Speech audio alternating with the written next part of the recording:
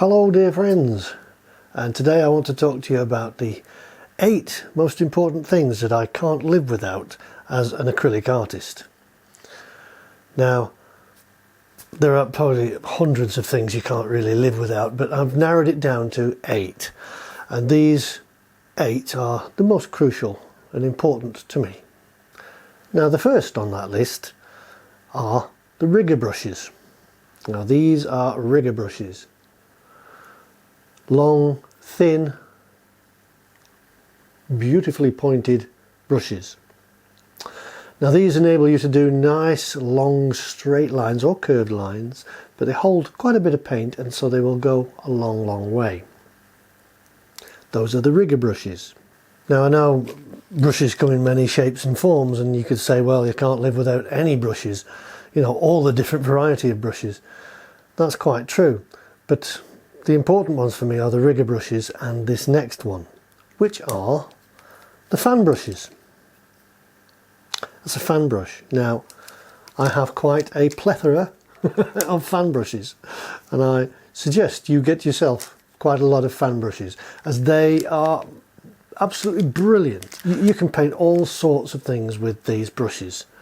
Weeds, grass, foliage, hair, fur. They're also good for blocking in large areas. So fan brushes are an absolute must for me. I don't know about you. Tell me about your favourite brushes. What do you like? Okay, the next item is something that I can't actually show you, but it is a mirror. A mirror behind you when you paint. So it's behind you and your easel's in front of you, so that you can step back, look at your painting in the mirror and see it in reverse, obviously, but you will see that if you have made any mistakes in your painting, they will show up greatly in a mirror. You view it in a different perspective. So it just helps to eradicate those mistakes and to correct them. Okay, and the next item is a hairdryer. If you've done an area and you want to paint over it immediately, just use a hairdryer. Blow dry it quickly and you can carry on painting. And in the cool setting, it's also good for moving paint around. If it's very runny paint, you can blow the paint into areas. But as a heater, it is brilliant for drying the paint quickly. The next most important tool is a silicone scraper. Now, these are quite bendy, rubbery things. I mean, the acrylic paint just peels off them, but it is very useful to move paint around on a canvas and create abstract shapes, even large flat areas you could use it to paint with. Okay, the next item is the common or garden kitchen dining fork.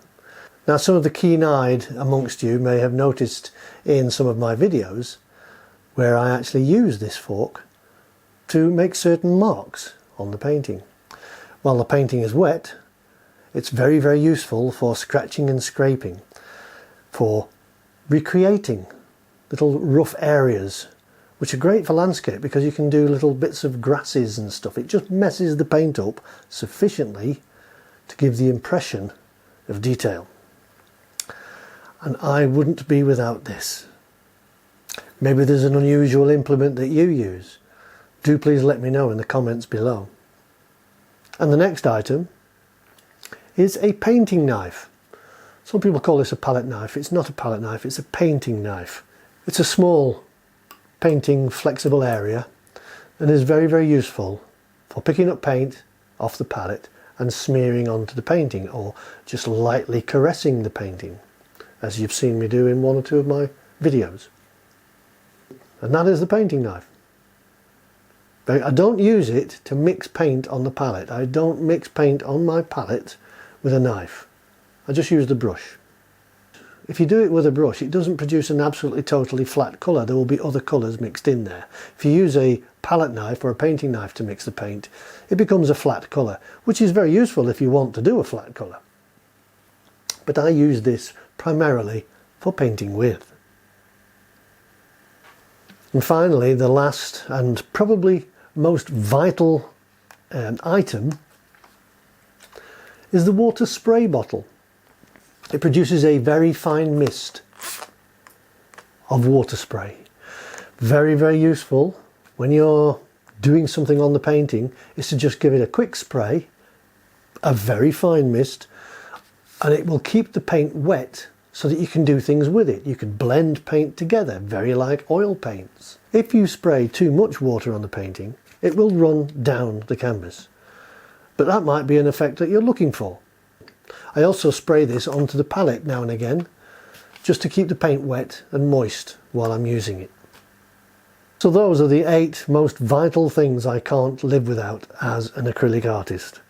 I hope they've helped you. They may not be the same vital things that you need as an acrylic artist. If they are different, let me know in the comments below what you choose to be your 8 most vital items as an acrylic artist. I hope you like this video, and I hope you'll click the like button and subscribe, and click the little notification bell icon so that you can be notified of any of my new upcoming videos. So in the meantime, I'll see you on the next video, and happy painting!